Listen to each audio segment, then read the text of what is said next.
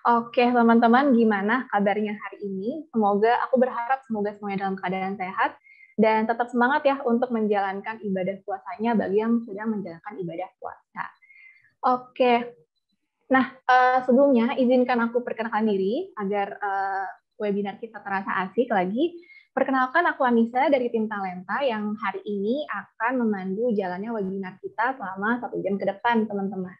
Nah, lalu aku juga ingin mengajak teman-teman semua untuk memperkenalkan dirinya juga nih, agar nanti diskusi kita terasa semakin mengalir lagi. Teman-teman bisa langsung menyebutkan nama, lalu company, dan asal kota teman-teman di kolom chat ya, teman-teman. Kami tunggu perkenalan teman-teman agar nanti kalian bisa menyapa teman-teman juga.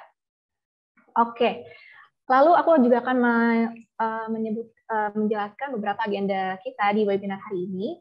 Yang pertama, nanti setelah opening ini kita akan langsung mendengarkan presentasi dari speaker kita, yaitu mengenai Complete Guide to Develop Effective KPI di tahun 2022.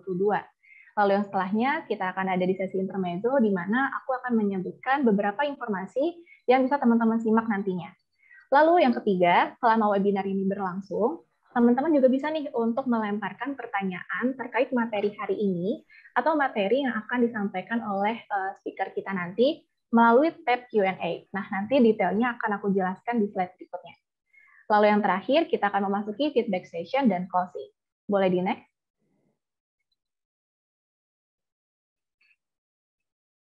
Nah, ini dia. Jadi teman-teman, ketika nanti di webinar, selama webinar berlangsung, teman-teman memiliki pertanyaan nih seputar materi yang akan dijelaskan pada hari ini, teman-teman bisa langsung menyampaikan pertanyaannya di kolom Q&A. Nah, kalau teman-teman lihat di layar, tab Q&A bisa teman-teman lihat di sebelah bawah kanan ya, teman-teman. Nah, selain itu teman-teman juga bisa upvote atau like pertanyaan yang sudah ada yang menurut teman-teman menarik nih untuk dibahas secara live di sesi interaktif Q&A nanti. Ditunggu ya teman-teman. Boleh di next?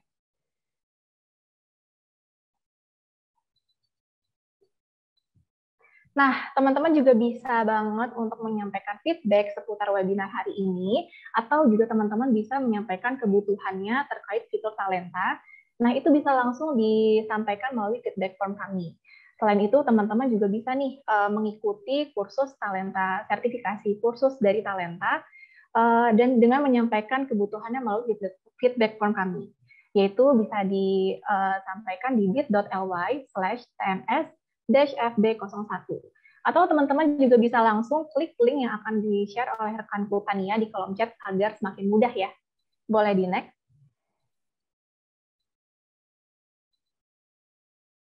Nah, informasi penting lainnya adalah teman-teman di sini ada yang sudah bergabung dalam komunitas kita belum? Jadi saat ini Talenta sudah memiliki komunitas nih teman-teman, yaitu HR One-on-One Community. Nah, di dalam komunitas ini teman-teman bisa banget nih untuk mendapatkan informasi atau tren terkini seputar HR dan tentunya bisa networking dengan praktisi HR lainnya. Nah, seperti yang teman-teman lihat juga nih di layar kita, itu misalkan kita juga share ya tentang informasi mengenai perubahan bracket pajak beberapa waktu lalu kita juga selalu menyampaikan talenta update berupa perkembangan talenta di setiap bulannya, dan juga kita mempunyai mini event nih teman-teman, yaitu namanya HR One-on-One Roundtable.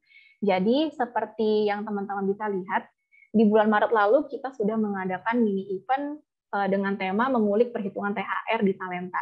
Nah, jadi teman-teman langsung aja nih, boleh ya langsung bergabung ke grup komunitas kami dengan menyampaikan ketertarikannya melalui feedback form di bit.ly/tns-fb01. Atau teman-teman juga bisa klik link yang di-share oleh rekanku Tania di kolom chat ya. Boleh di next?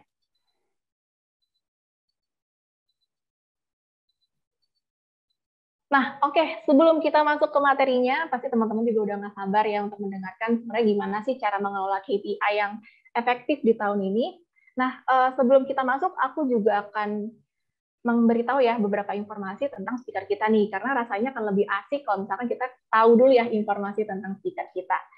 Oke, jadi pada hari ini kita akan mendengarkan penjelasan dari Pak Ilyas, di mana Pak Ilyas ini merupakan Pak Ilyas itu lahir pada bulan Agustus 1981, di mana Pak Ilyas ini sudah menyelesaikan studinya, yaitu pada program profesi psikolog dari UI. Jadi Pak Ilyas ini sudah master psikologi. Nah, teman-teman, yang paling menarik adalah pengalamannya nih, pengalaman Pak Ilyas selama di bidang HRD. Jadi yang pertama, Pak Ilyas sudah bekerja selama 4 tahun di Asia Consult. Nah, lalu selanjutnya Pak Ilyas juga sudah menjalankan 13 tahun bekerja di Chevron sebagai lead Human Resource Business Partner.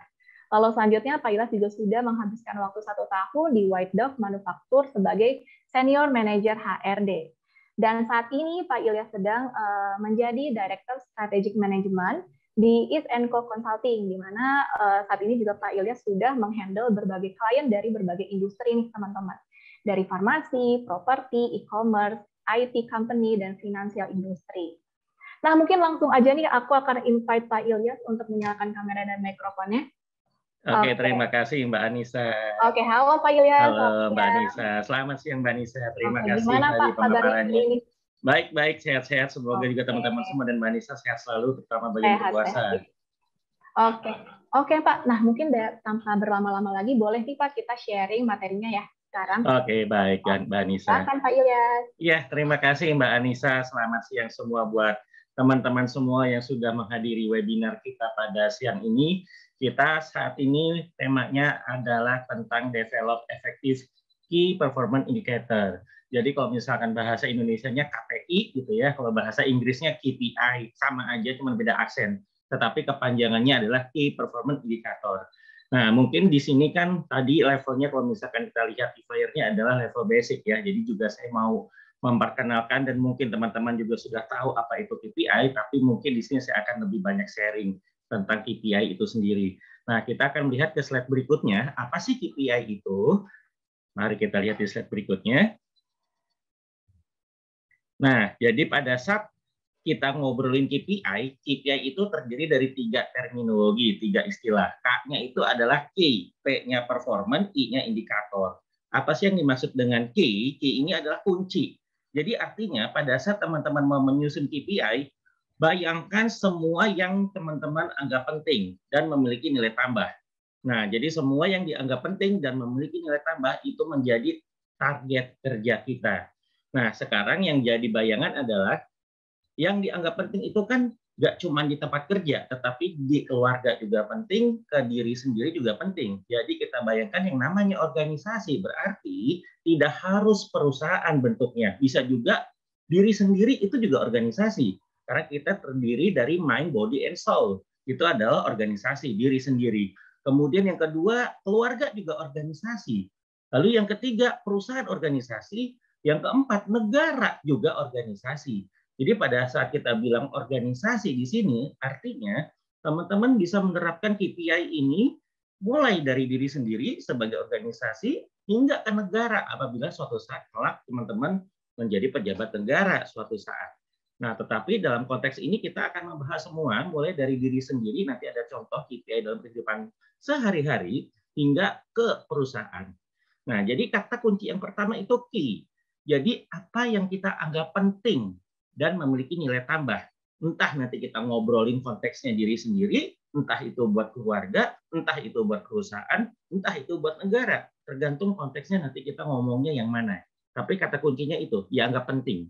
Lalu yang kedua, performan. Performan inilah kita mulai ngomongin masalah kinerja. Kinerja artinya aktivitas. Nah, jadi tadi key yang dianggap penting, lalu performan itu adalah aktivitasnya. Jadi aktivitas apa yang dianggap penting dan memiliki nilai tambah itu yang pertama. Kemudian indikator itu adalah angka. Jadi kalau kita bilang indikator yang namanya perusahaan atau organisasi sehat kayak saya lah gitu ya. Saya sebagai organisasi individu bernama Ilyas, indikator saya sehat apa? Kolesterol harus rendah, gula darah harus rendah, kemudian tensi harus normal. Nah, itu ibaratnya organisasi bernama Ilyas, namanya individu. Itu adalah angka, indikator. Nah, jadi KPI adalah Key Performance Indicator, apa yang kita anggap penting, aktivitas-aktivitasnya kita bikin, lalu dia kita kasih angka. Berlaku untuk semua organisasi. Nah, kemudian kita next. Di sini pada saat di slide berikutnya, kita akan melihat pada saat kita membuat sesuatu itu menjadi aktivitas yang kita anggap penting. Nah, aktivitas yang dianggap penting itu apa sih indikatornya? Nah, kita memiliki yang namanya SMART. Ini adalah singkatan juga, teman-teman. Jadi singkatannya terdiri dari specific, measurable, achievable, relevant, dan time. Artinya kalau misalkan spesifik itu apa sih? Aktivitas yang dianggap penting spesifik. Misalnya, ini saya ambil contoh di slide itu adalah hotel. Nah, jadi misalnya di dalam hotel yang namanya organisasi, namanya perusahaan, industrinya misalnya hotel, misalnya gitu ya. Berarti target spesifiknya adalah jumlah kamar hotel yang terisi per minggu. Itu spesifik. Ya, jadi kalau misalkan produksi, jumlah produksi barang per minggu. Nah, itu yang spesifik. Kalau misalkan ke organisasi diri sendiri, spesifiknya adalah hemat ongkos naik atau ngopi di tempat-tempat mahal begitu. Kita harus menghemat 10.000 per hari. Nah, misalnya itu target spesifik. Nah, kemudian yang kedua measurable. Measurable tuh misalnya dia harus terukur, ini udah mulai ada kata angka.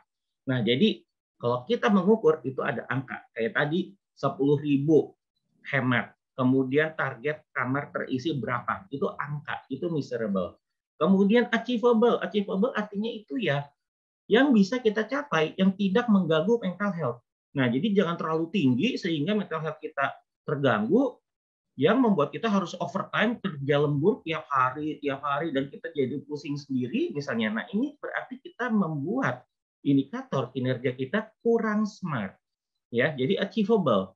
Nah, jadi yang berikutnya relevan. Relevan ini maksudnya kita sekarang alhamdulillah kita udah COVID, kita sudah selesai fase Delta. Sekarang udah fase yang lainnya nih, ada Omikron dan ada yang lain, tapi tidak seganas Delta yang kemarin. Tetapi kata kunci di sini artinya pada saat kita lihat situasi sedang tidak kondusif untuk bikin target yang kita anggap tinggi, jangan lakukan.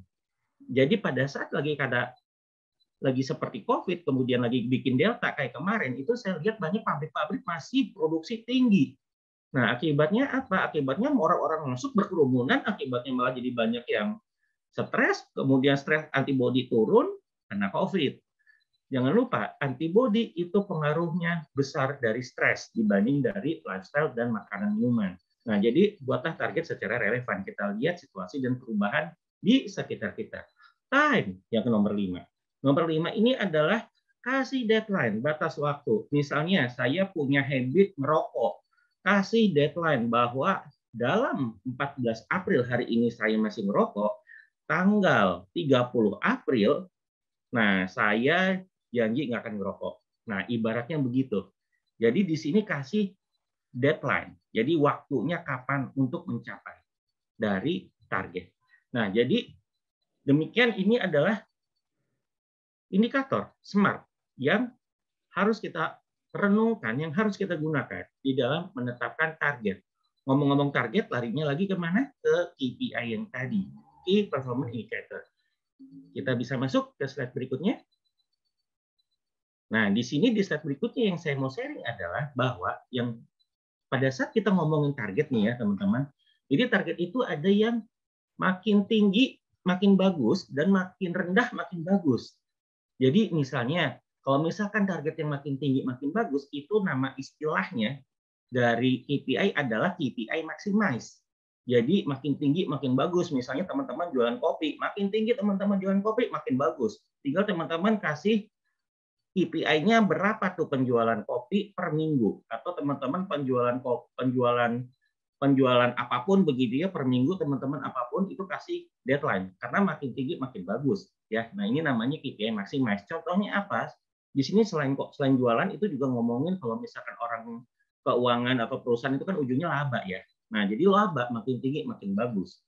Kemudian apalagi jumlah pelanggan baru makin tinggi makin bagus. Kemudian apalagi jumlah produksi misalnya makin tinggi makin bagus gitu ya. Nah, atau misalkan apalagi nah, sesuatu yang makin tinggi, makin bagus, itu namanya istilahnya KPI maximize. Rumusnya berbeda, menghitung skor. Jadi, realisasi dibagi target dikali 100. Nah, ini adalah KPI maximize. Pada saat kita melihat yang makin tinggi, makin bagus. Ada lagi nih teman-teman, yang makin rendah, makin bagus. Nah, ini di slide berikutnya, boleh minta tolong kita next. Di slide berikutnya, ada target yang makin rendah, makin bagus. Nah, apa itu? Jumlah komplain. Nah, jumlah komplain itu artinya harus kita tekan. Udah gitu apalagi jumlah temuan. Ini jumlah temuan maksudnya audit. Jadi kalau misalkan ada temuan audit tidak sesuai SOP, tidak sesuai prosedur, itu targetnya sebisa mungkin harus minim. Ya, kemudian jumlah keterlambatan misalnya, dia harus makin minim makin bagus. Misalnya ada pegawai kita sering terlambat, targetnya berarti kan dia harus makin rendah angka keterlambatannya. Kemudian rasio biaya itu juga kita harus jangan terlalu banyak biayanya. Jadi biayanya harus kita tekan. Nah, kalau misalkan teman-teman juga bicara kecelakaan kerja itu adalah target yang harus nol. Jadi tidak boleh ada kecelakaan kerja, apalagi fatality. Fatality itu apa? Itu adalah jumlah orang meninggal di proyek.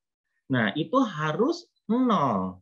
Jadi itu namanya KPI minimize. Jadi KPI minimize itu adalah dia makin rendah, makin bagus. Itu yang kita cari. Itu adalah KPI minimize dan rumusnya juga berbeda seperti tadi. Nah, kalau yang tadi kan realisasi bagi target yang maximize. Tapi sekarang ngomongin yang minimize, kita yang target bagi realisasi kali 100%. Nah, ini yang minimize. Yang makin rendah, makin bagus. Nah, di sini saya akan coba sharing tentang KPI yang berikutnya. Silakan, mari kita next. Nah, tadi saya cerita KPI itu untuk organisasi, ya kan? Organisasi saya cerita. Individu saya bernama Ilyas ini juga organisasi karena saya punya otak, punya sel saraf, saya punya jiwa, saya punya psikologi, saya punya hidung dan segala macam begitu ya, jantung, pencernaan, saya organisasi. Nah, jadi organisasi mulai dari individu sampai ke perusahaan sampai negara dan keluarga juga organisasi. Nah, jadi ini saya cuma mau sharing dan mungkin juga teman-teman juga sudah menerapkan sebagian. Nah, ini adalah contoh menyusun KPI. Ingat KPI yang pertama adalah apa tadi? Key. K-nya key. Key-nya apa sih yang kita anggap penting? Ya, P-nya performance. Aktivitas apa yang kita anggap penting untuk mencapai target? Ya. I-nya indikator, angka. Jadi di dalam slide ini teman-teman bisa lihat ada aktivitas sebelah kiri itu aktivitas, kemudian angka-angka sebelah kanan. Nah, itu yang ada di slide sekarang. Kemudian sekarang misi kita nih. Jadi jangan lupa KPI itu untuk organisasi. Ini untuk sehari-hari. Sekarang misi kita besok pagi hari Minggu saya mesti ngapain aja, ya. Nah, jadi misalnya kan sekarang udah hari Kamis, Jumat besok libur, Sabtu Minggu. Nah, sekarang anggap aja ini ngomongin hari Minggu nih. Hari Minggu yang rutin, yang tidak ada libur hari Jumat atau mungkin yang Sabtu masih masuk. Nah, anggap aja hari Minggu nih, saya mesti ngapain aja. Berarti artinya di dalam menyusun KPI, mulai masukkan dulu ke dalam benak kita yang penting apa sih yang harus kita lakuin untuk konteks hari Minggu. Sekarang hari Minggu misalnya teman-teman kantor, ya teman-teman misalnya kerja. Nah di hari biasa lah gitu ya, di hari biasa Senin sampai Jumat teman-teman bekerja, Senin sampai Sabtu teman-teman bekerja. Sarapan paginya apa sih kalau misalkan teman-teman bekerja? Biasanya kalau yang saya perhatiin sebagian dari kita sarapan paginya itu ke Lawson atau ke Family Mart. Beli apa? Beli kue pastel, beli risoles. Beli apa? Beli suki. Nah, tiap pagi sarapan paginya kurang lebih di sekitar itu. Udah gitu kalau bosan ke Lawson dan Family Mart, pergi lagi kemana? Ke tempat kopi. Beli apa lagi di situ? Beli pastel lagi. Sama kopi. Itu sarapan paginya. Nah, kemudian bosan ke Lawson, Family dan segala macam, nanti pergi lagi ke Indomaret, ke Alfamart, dan belinya di situ-situ juga. Pertanyaannya, apakah tiap pagi itu sehat makanan kita? Jawabannya belum tentu sehat, ya. Apalagi cuma tiap pagi makan pastel sampai siang, nah nggak tahu siang makan apa lagi. Hari Minggu adalah hari perbaikan gizi di dalam pikiran kita. Jadi artinya hari Minggu itu adalah kita mencoba menyehatkan diri kita sendiri. Itu penting di hari Minggu karena kita kan udah dari Senin sampai Sabtu bekerja, Senin sampai Jumat bekerja, kita harus sehat di hari Minggu dong. Masa kita makan Indomie terus, padahal sebelum-sebelumnya kita udah makan Maskal terus. Jadi kegiatan yang akan kita lakukan di hari Minggu adalah ada 3 nih. Karena kan tadi poinnya kan yang penting di hari Minggu adalah sehat. Jadi yang pertama, jogging. Bangun jam 6 pagi buat jogging. Ya, itu yang pertama. Kenapa? Karena di hari kerja teman-teman pasti udah nggak ada istilah olahraga. Nah, pasti teman-teman sebagian dari kita tidak 100% olahraga pasti udah hilang. Jadi setidaknya hari Minggu jogging, itu yang target kita hari Minggu. Kedua, sarapan sehat. Nah, itu tadi, yang tadi Lawsol, Family Mart, dan lain-lain. Nah, lalu hari Minggu ini kita harus sarapan sehat. Perbaikan gizi dong, gitu ceritanya ya. Nah, kemudian ada juga nih yang teman-teman yang misalnya hari Minggu masih kerja karena ngejar target. Misalnya, kerjanya mau sortir 20 CV, itu di hari Minggu. Oke lah, gitu ya, kita appreciate lah untuk yang masih kerja di hari Minggu ini. Nah, sekarang kita lihat ke bobot KPI sebelah kanan. Itu ada bobot KPI-nya. Nah, di bobot KPI-nya ini kita lihat 30, 60, 10. Artinya apa? Artinya harus total 100. Itu yang pertama ya. Itu harus total 100. Lalu yang kedua, kenapa kok dikasih bobot kayak begini? Nah, sekarang itu juga tergantung tadi KPI yang penting. Nah, sekarang yang jadi masalah adalah pada saat kita menyusun di slide ini, yang terpenting adalah sarapan sehat deh kayaknya. Kenapa? Karena tiap pagi sarapan kita nggak sehat pada saat Senin sampai Sabtu. Misalnya begitu. Kalau misalkan kita ngomongin jogging, orang saya jalan kaki dari busway, kemudian ke gedung kantor saya bekerja, itu saya jalan kaki. Anggap aja itu jogging. Oke, tapi yang paling utama, yang paling penting dari 3 aktivitas ini adalah kelihatannya makanan sehat. Karena memang pagi-pagi saya sarapan kurang sehat. Ya udah, kalau begitu artinya sarapan sehat kita tulis bobot 60, artinya 60%. Nah, 60% bobot tertinggi ya. Nah, kemudian dari bangun pagi buat jogging sama kerja buat Senin, mana yang lebih penting buat hari Minggu? Ya artinya jogging dong, anggap aja olahraga. Gitu, masa hari Minggu kita masih kerja. Ya udah, berarti olahraga di hari Minggu kita kasih 30 bobotnya. Nah, kemudian kerja buat Senin. Padahal hari Minggu, ya kasihlah bobot 10%. Jadi artinya beginilah bobotnya, 30, 60, 10. Ya, ini adalah bobot. Ya, karena mencerminkan derajat kepentingan. Ya, derajat kepentingannya itu sesuai dengan kebutuhan masing-masing. Artinya, teman-teman bikin KPI itu tidak bisa nyontek.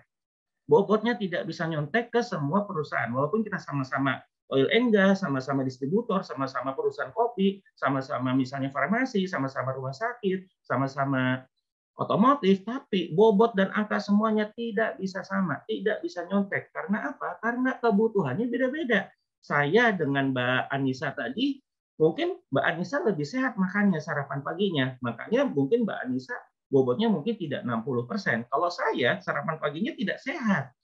Nah, saya 60% karena hari Minggu saya pengen memperbaiki gizi. Nah, jadi seperti itu. Jadi tidak bisa nyontek untuk membuat KPI ini. Jadi kembali ke apa yang kita anggap penting, kemudian aktivitasnya bobotnya yang seperti ini, ya. Nah, kemudian kita lihat di kolom berikutnya target. Nah, target misalnya kita mau jogging dong tadi jam 6 pagi, ya. Karena kalau misalkan jogging jam 10 pagi itu bukan jogging, itu namanya berjemur, cari vitamin matahari biar antibodi naik. Itu bukan jogging, tapi di sini kita tulis jogging. Jadi target 6. Kemudian sarapan sehat targetnya apa sih sarapan sehat? Makan 2 buah deh. Kita dari hari Senin sampai Jumat makannya pasta, risoles, kopi, pasta, risoles, kopi, roti, pasta, risoles, kopi, roti. Senin sampai Jumat nggak ada buahnya. Nah, jadi hari Minggu perbaiki gizi, makan 2 buah. Itu target. Minimal ada tulisan min. Min itu bukan minus. Nah, jadi 2 buah minimal. Nah, kerja buat Senin. 20 targetnya. 20 apa? Sortir CV. 20. Ya udah, itu kan dari teman-teman mau 20. Oke, tulis dulu. Nah, sekarang kita di sebelah kanan realisasi nih, teman-teman. Targetnya jam 6. Bangun jam 7 pagi. Kesiangan nggak? Kesiangan. Orang targetnya jam 6. Tapi kalau misalkan bangunnya 5.45, kesiangan nggak?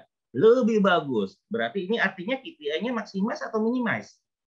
Minimize. Jadi artinya lebih rendah, lebih pagi, lebih bagus. Kemudian lebih tinggi, lebih jelek. Nah, itu KPI maximize. Jadi kalau misalkan di sini ternyata targetnya jam 6 pagi, teman-teman bangun jam 8, 9, 10, 11, artinya teman-teman kalau udah bangun jam 10, 11 sudah nggak akan ada olahraga. Gitu. Artinya begitu kan? Artinya itu kesiangan bangun. Nggak kena KPI-nya. Nah, jadi 7 pagi kesiangan. Ini pasti jelek di angka. Kita lihat ke kanan nanti, tapi kita lihat bahas satu-satu. Target makan buah minimal 2. Nah, ini ada makan 3 buah. Artinya bagus atau jelek? 2 buah. Yang target 2 buah makan 3. Lebih bagus. Jadi artinya kalau misalkan kita makan lebih banyak itu buah dengan target minimal 2 buah, itu berarti kita makin tinggi skor KPI-nya dong. Nah, kemudian sekarang sortir CV, target kita 20. 15. Kecapai nggak target kita sortir CV di hari Minggu? Nah, 15 tidak tercapai. Jadi artinya harusnya 20, itu kan 20 tuh ya kalau misalkan sortir CV kan makin tinggi CV yang kita sortir, makin banyak CV yang kita sortir, makin bagus dong. Ya kan? Jadi menghindari bias dong. Ya kan? Jadi artinya CV makin banyak disortir makin bagus biar menghindari bias. Nah, di sini kena 15 gitu. Ya udah, oke, kita tulis dulu. Nah, masuk lagi ke kolom, kita masuk bikin skor. Di sini jam 6 pagi. Bangun jam 7 pagi. 6/7 jadinya. Karena kesiangan bangun. Kali 100. Ya. Kali 100. Dan jadi dapat 85 skornya. Ya. Kemudian skor akhirnya, angka 85 dikali bobot. Bobotnya tadi untuk bangun jam 6 pagi, jogging, itu bobotnya 30. 85 dikali 30. Kemudian dibagi 100. Jadi artinya untuk aktivitas yang nomor 1 dapat skor akhir 25,5. Bagus jelek? Pertanyaannya adalah ini skalanya berapa? Saya jawab skalanya 100. Jadi 25,5 itu dari 100. Artinya bagus jelek? Jelek. Kenapa bisa jelek? Ya orang targetnya jam 6 pagi bangun, jam 7 malah bangun. Makin siang makin turun tuh angka. Nah, jadi artinya 25,5 dari 100 artinya ya kurang bagus skornya, angkanya. Ya. Nah, karena kesiangan bangun dong. Nah, sekarang lihat sarapan sehat. Kita target 2 dapat 3. 3/2 kali 100. Ya, karena kan makin banyak makin bagus. Makan sehat, buah. 150 skornya. 3/2 kali 100, 150. 150 ini kita kalikan dengan bobot yang 60 tadi. Nah, kemudian bagi 100 jadi 90. Bagus? Bagus, 90 dari 100. Karena kita melebihi target yang 2 poin itu tadi, yang 2 buah. 2 buah itu tadi. Nah, kemudian kerja CV. Dari 20, kita dapat 15. Kita masukin 15/20 kali 175. Nah, skor akhirnya 7,5. Kok makin kecil angkanya? Iya, orang targetnya 20, kita cuma tercapai 15. Gitu. Jadi kita skor akhirnya cuma 7,5. Nah, sekarang kita tambah, kita lihat hari Minggu ini, semua target kita di hari Minggu, semua aktivitas kita yang udah kita buat target di hari Minggu, aktivitas kita yang kita anggap penting di hari Minggu, kita tambahin nih 25,5 ditambah 90 ditambah 7,5. Paling bawah angkanya berapa? 123. Kita ketolong di mana? Sarapan sehat. Sarapan sehat kita kasih bobot 60, tinggi. Udah kita kasih bobot tinggi, kita bisa melebihi target. Itu yang ngebantu kita, walaupun kita jelek yang 7,5, jelek kesiangan bangun yang buat jogging. Nah, tapi kita kebantu makanan sehat. Nah, udah gitu, lihat, karena makanan sehat kita melebihi target, udah gitu bobotnya tinggi, 123. 123 kita mau ngapain? 123 dari 100. Ini udah di atas 100%. Kita mau ngapain 123? Artinya kita harus kasih reward terhadap kita, terhadap diri kita sendiri. Sama juga nanti teman-teman begitu nanti performance appraisal, penilaian kinerja akhir tahun kan suka ada keluar bonus tuh. Nah, itu harus sesuai dengan angkanya. Gitu. Jadi kalau misalkan yang 123 ini bonusnya kasih lebih tinggi dong dibanding yang angkanya cuma 100 gitu. Nah, ini juga sama. Jadi karena saya hari Minggu ini saya udah mencapai di atas 100%, 123, saya loh hari Minggu, saya harus kasih reward terhadap diri sendiri.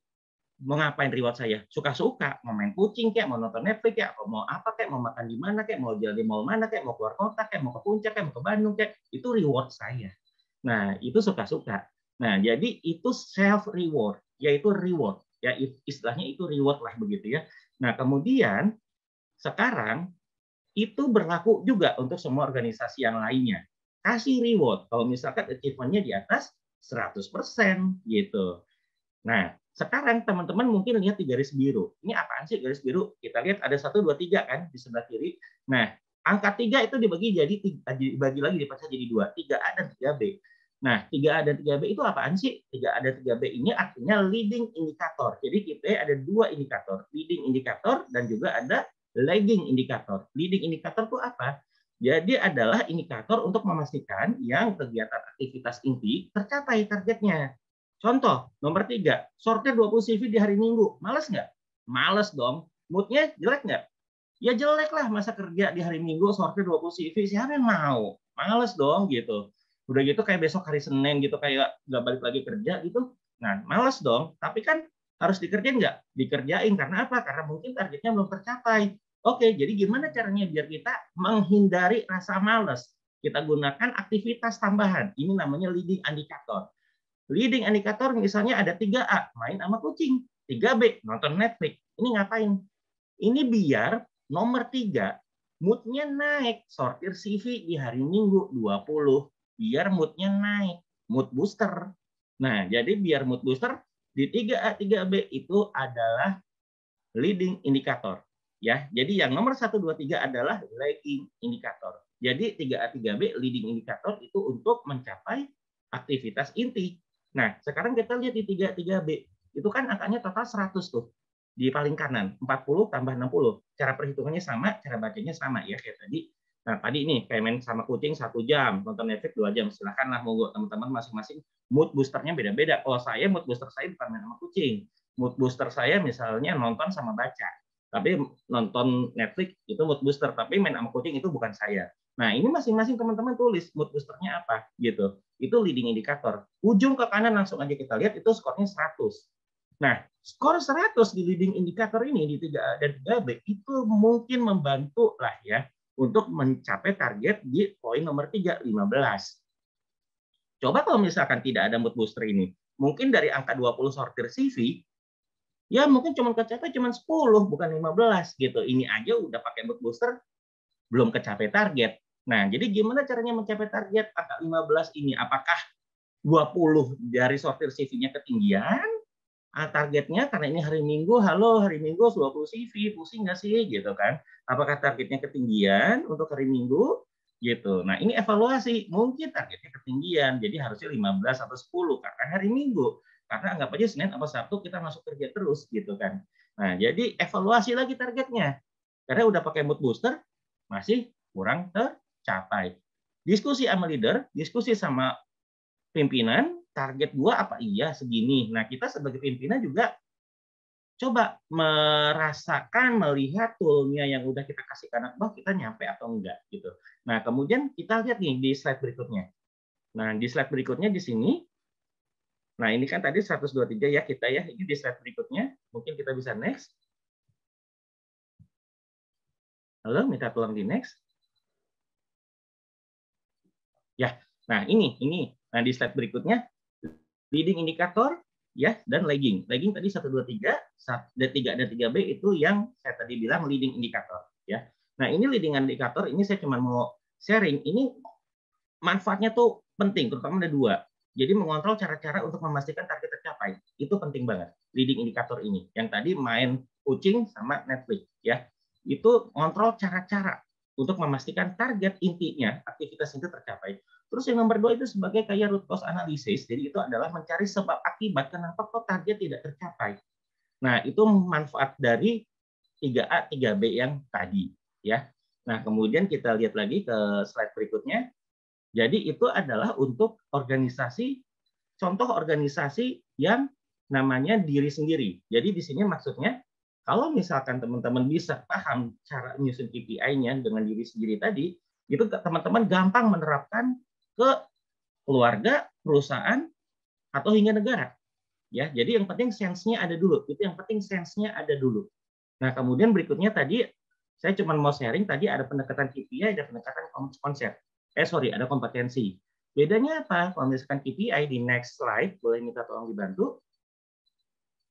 Halo, ya. Nah, di sini kalau KPI itu adalah result oriented ya. Kalau misalkan kompetensi ini proses. Ya, nah nanti kita lihat di angka di sebelah next slide-nya berikutnya. Nah, ini next slide, boleh minta tolong dibantu. Nah, oke. Nah, ini tadi kan kita ngomong KPI. KPI itu kan result. Result adalah angka. Sekarang kita ngomong soft skill. Nah, KPI itu pendekatannya adalah hasil. Ya. Tapi prosesnya bagaimana? Itu diukur dengan namanya kompetensi. Kompetensi itu nggak ngomongin laba. Enggak. Jadi kompetensi itu kalau menurut definisi buku-buku manapun dan juga menurut peraturan ketenaga kerjaan, ini definisinya adalah komponen dari pengetahuan, keterampilan, dan sikap kerja. Nah, ini kita ngomongin proses nih di sini, ya. Nah, di sini kita bicara proses, KPI tadi bicara hasil. Kita lihat di next slide berikutnya. Bisa minta tolong dibantu? Next slide, oke. Nah, ini lihat, ini yang namanya kompetensi irisannya. Ya, jadi jangan lupa, kenapa kita lari ke kompetensi? Kita ngomongin proses. Jadi KPI itu apa? Kita ngomongin hasil. Hasil tanpa proses, boleh nggak? Nggak boleh. Kayak misalkan kita pengen kaya raya tapi korupsi. Nggak boleh. Kita mungkin jadi crazy rich, tapi hasilnya nipu orang. Nggak boleh. Itulah pentingnya, namanya kompetensi. Proses. Kita bisa kaya raya, tapi ada prosesnya. Prosesnya kita tingkatin knowledge, kita tingkatin skill, kita perbaiki attitude. Itu prosesnya. Ya, kita bisa semua yang ada di sini bisa jadi crazy rich, tapi prosesnya ya ini, tingkatin 3. Knowledge, skill, attitude gitu. Sehingga nanti begitu kita tingkatkan ini semua, kita nanti ngomong deh tuh 1 bulan gue pengen dapat penjualan 3 triliun, ya silakan aja gitu ya.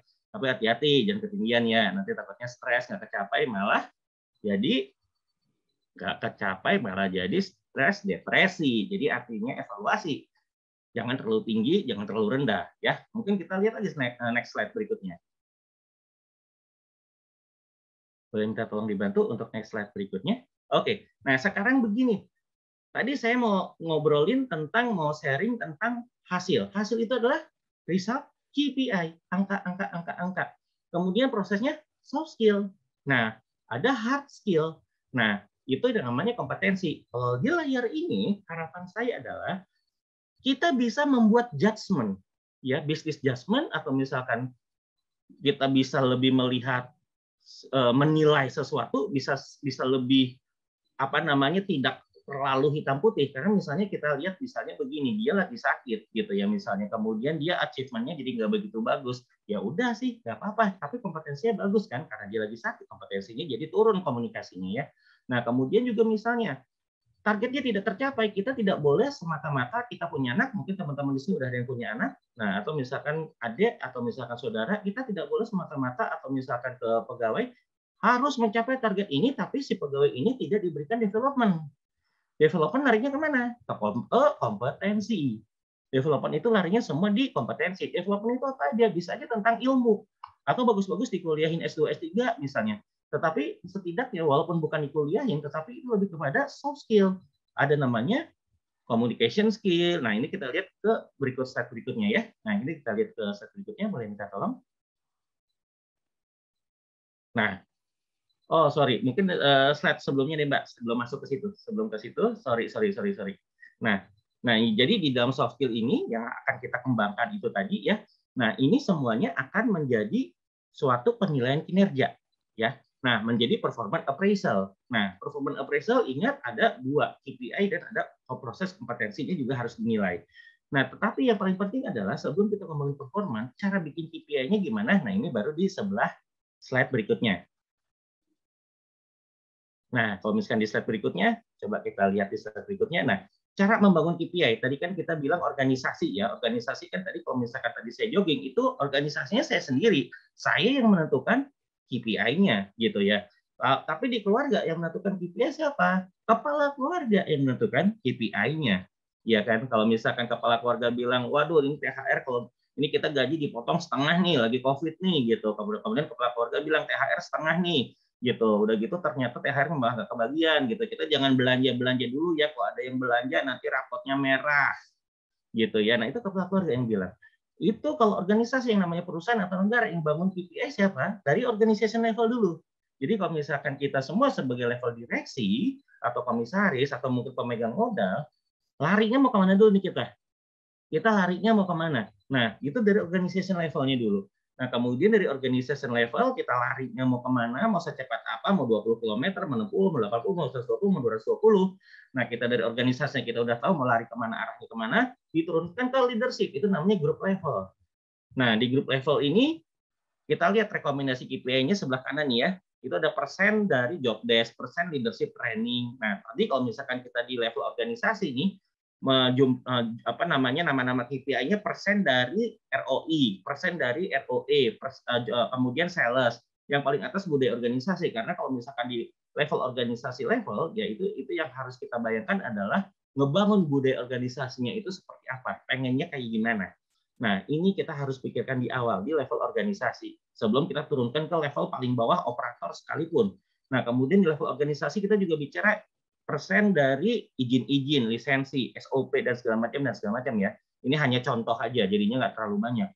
Kemudian kita turunkan ke level grup. Level grup kita bicara rekomendasi KPI-nya persen job desk gitu ya, level grup. Karena job desk itu kan harus ada keterkaitan antara marketing, antara sales.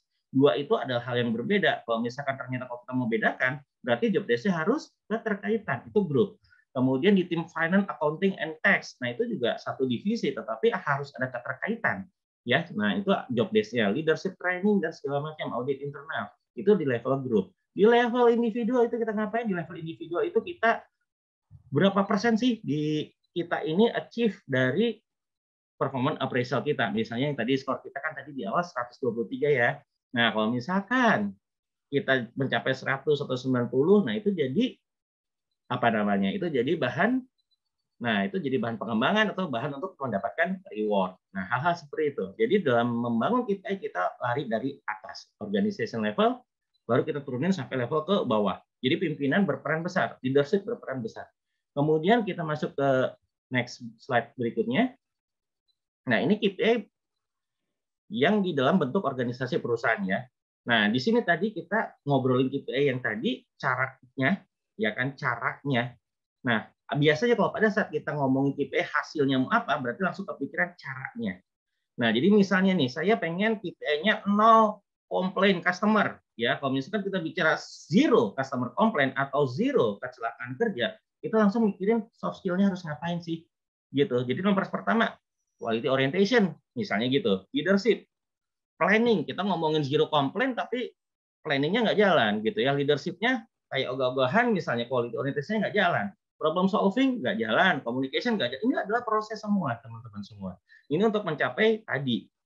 Kalau misalkan komplain tinggi, artinya kan laba tertekan. Ujungnya begitu. Gitu. Kalau misalkan komplainnya rendah, moga-moga laba naik. Tapi laba bukan komplain doang variabelnya, tetapi kan kita mengontrol semua titik. Kita kontrol semua pintu biar laba naik. Laba naik, gaji 100%, bonus bisa gede, hal-hal seperti itu. Pegawai bisa direkrut baru, hal-hal seperti itu. Nah, hard skill nih. Nah, ini kompetensi juga tadi ada soft skill, ada hard skill ya. Ini lebih ke ilmu, sales management, marketing research, marketing management. Nah, ini ilmu-ilmunya. Ya. Nah, jadi misalnya tentang teman-teman belajar tentang apapun, ilmunya apapun, kuliah kita nih, mau kuliah D1, D2, D3, D4, S1, S2, S3 gitu ya. Itu semuanya ilmu-ilmu, itu masuk ke dalam namanya kategori kompetensi. Ya, teknis, fungsional, hard skill-nya ada di sini. Nah, ini adalah kompetensi. Kita lihat slide berikutnya, aplikasinya bagaimana jadinya? Nah, kita aplikasinya begini, teman-teman. Jadi kalau yang kita anggap penting adalah quality orientation nomor 1, itu artinya kita buat definisinya dulu, nomor 1 sampai 5 tuh ya. Kita buat definisinya. Yang jadi poinnya adalah nilai kompetensi dari 1 sampai 5. Ya. Poinnya adalah 1 sampai 5, teman-teman, kita semua, saya sendiri buat definisi masing-masing. 1 adalah tidak punya quality orientation, 5 itu artinya misalnya quality orientation-nya excellent, misalnya gitu, ya. Nah, ini definisinya masing-masing dan tidak bisa nyontek karena setiap perusahaan walaupun industrinya sama, tapi perusahaannya PT-nya itu kondisinya beda-beda. Walaupun industri sama-sama farmasi, walaupun industrinya sama-sama di bidang perhotelan, walaupun industrinya sama-sama di bidang perkopian, tapi kondisi PT-nya beda-beda. Jadi membuat definisi di 1, 2, 3, 4, 5 di kanan, beda-beda definisinya karena beda-beda juga level readiness-nya, beda-beda level kebutuhannya. Nah, seperti itu. Jadi ini tidak bisa nyontek juga. Jadi nggak bisa misalnya kita ngambil Goto misalnya, Gojek dan Tokopedia, kita punya e-commerce, udah gitu kita langsung kita nyontek Tokopedia, udah gitu kita kaget. Waduh, punya Tokopedia kok kayaknya gini banget ya, kayaknya udah mulai agak ketinggian. Ya iyalah, karena Tokopedia juga kan levelnya juga bukan startup. Ternyata saya masih startup nih. Saya nyontek punya Tokopedia, ya iyalah lain gitu. Kalau saya yang level baru bangun, nyontek ke Tokopedia, walaupun sama-sama saya juga bikin saingannya Tokopedia. Nah, kayak begitu. Nah, jadi artinya ini tidak bisa nyontek, ya. Ini kompetensi namanya. Kita lari ke kanan, ke kanan, ke slide berikutnya. Oke, Pak Ilyas, mohon maaf. Iya. Waktunya sudah habis nih Pak untuk presentasi. Mungkin Oh, baik. Oke. Ya, nanti kita akan langsung discuss di sesi interaktif Q&A aja ya Pak ya? Boleh. Baik. Oke. Iya. Mohon maaf nih teman-teman. Yes. Ya, Mohon maaf, Pak Ilyas. Terima kasih. Nanti kita akan sekalian bahas dengan case study-nya ya di interaktif Q&A. Boleh, silakan. Oke. Boleh tolong di next slide. Next slide aja, satu aja. Nanggung juga sih, memang agak nanggung. Oke. Satu aja dulu. Oke, boleh Pak, silakan. Satu aja. Ini nanti udah sorry. Ini di semua tim ya, teman-teman. Ada ini Mbak Anissa yang ada skor-skornya itu. Coba bukan di sini. Nah, ini dia. Nah, ini teman-teman, ini satu ini aja deh. Satu ini aja ya. Coba. Nah, ini misalnya kita kasih skor, ya. Ini kita kasih skor, misalnya kan 34, 4, 3, 3, kemudian 78 skornya hasilnya. Kemudian tadi sebelum slide berikutnya, sebelumnya Mbak Anissa, boleh minta tolong? Sebelumnya satu lagi. Iya, boleh tolong dibantu operator? Operator, ya sebelumnya lagi yang tadi ada angkanya. Bukan yang ada angka. Stop. Tadi pada saat saya ngobrol stop. Sebelumnya pada saat saya ngomong stop. Nah, stop. Nah, di sini. Oke, jadi anggap aja tadi kita angka 1, 2, 3 adalah angka satu tim ya. 1, 2, 3. Hasilnya adalah 60%, kemudian kompetensi adalah 40%. 60-40% ya. Nah, jadi anggap aja tadi yang angka 1, 2, 3, ingat kan yang kita jogging, kan kita dapat 1, 2, 3, anggap aja itu sebagai hasil kerja kita. Kemudian bobot, kemudian si perilakunya ini, kompetensinya kita, itu anggap aja kita dapat, bukan anggap aja, tadi ada perhitungan nih, yang angka 3434 itu 78. Nah, kemudian cara ngitungnya 60% yang tadi bobot hasil itu kali 123, kemudian 40% bobot kompetensi kali 78 yang tadi ada skor 1 sampai 5 sehingga totalnya 105. 105 udah di atas 100%. Silahkan mau dikasih buat apa. Nah, jadi kurang lebih begitu sih Mbak Anissa dan teman-teman semuanya. Jadi hasil akhir kita adalah 105. Kurang lebih seperti itu, teman-teman. Cara perhitungannya. Nah, kemudian juga nanti paling misalnya di next slide lagi. Bisa di next slide lagi. Next slide. Operator. Halo? Saya mau tunjukin di Talenta, teman-teman. Di Talenta, kalau misalkan teman-teman mungkin pernah utak-atik di Talenta juga. Next lagi. Tadi ada perhitungan kompetensi, Mbak, yang 3, 4, 3. Bukan. Next lagi. Jadi gini, yang komunikasi skornya 3. Kemudian problem solving skornya 4. Itu di Talenta udah di-provide.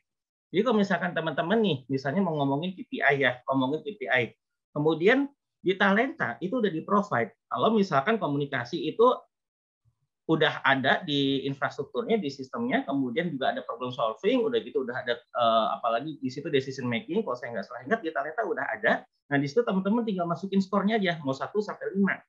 Nah, itu udah ada. Nah, kemudian di situ tugas teman-teman hanya mendefinisikan. Sebelum teman-teman kasih skor di Talenta kan udah ada tuh. Nah, sebelum stop. Nah, di sini teman-teman maksud saya. Jadi di Talenta udah ada nih perencanaan pengelolaan, kayak misalkan komunikasi itu di Talenta udah ada. Teman-teman tinggal masukin skornya 4 atau berapa. Nah, itu langsung ter-record. Nah, nanti tiap tahun itu kan bisa dibuka tuh. Buat apa tiap tahun di-record? Artinya buat promosi. Promosi kan 2 atau 3 tahun kan.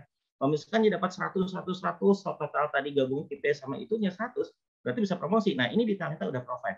Kurang lebih begitu, teman-teman. Jadi tugas kita adalah cuma mendefinisikan 1 sampai 5. Baik, kalau begitu terima kasih teman-teman dan Mbak Anissa mohon maaf. Jadi saya kembalikan ke moderator. Oke, terima kasih Pak Ilyas untuk penjelasannya. Menarik sekali tadi ya penjelasannya mengenai bagaimana caranya develop efektif KPI di tahun 2022 ini.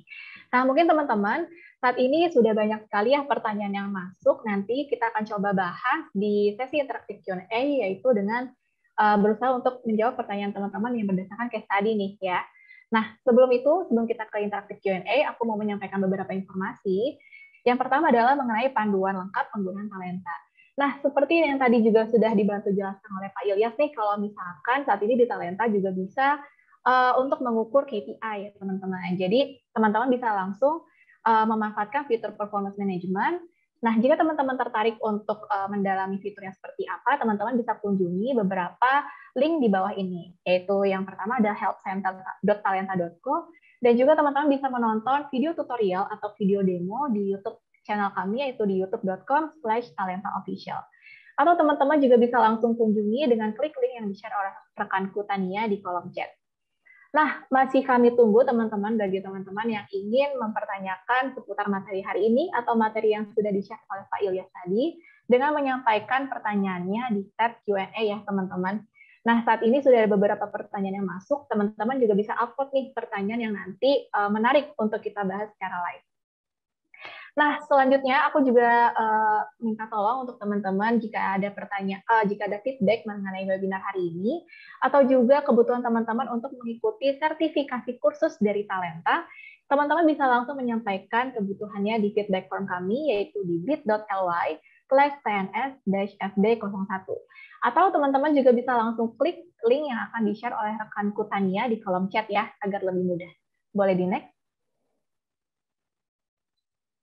Nah, ini dia juga ada Talenta Product Live Training dari Makari University.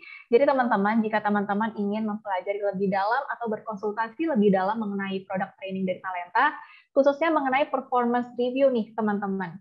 Nah, itu teman-teman bisa langsung mendaftar di bit.ly/talenta-review-training. Jadi teman-teman, atau teman-teman juga bisa langsung klik link yang akan di-share oleh rekanku Tania di kolom chat. Boleh di next? Nah, ini juga teman-teman juga bisa mengikuti online course dengan berbagai macam topik, yaitu misalkan tentang key performance indicator, lalu juga tentang effective performance management, dan juga tentang leadership dengan mengikuti online course dari Makari University.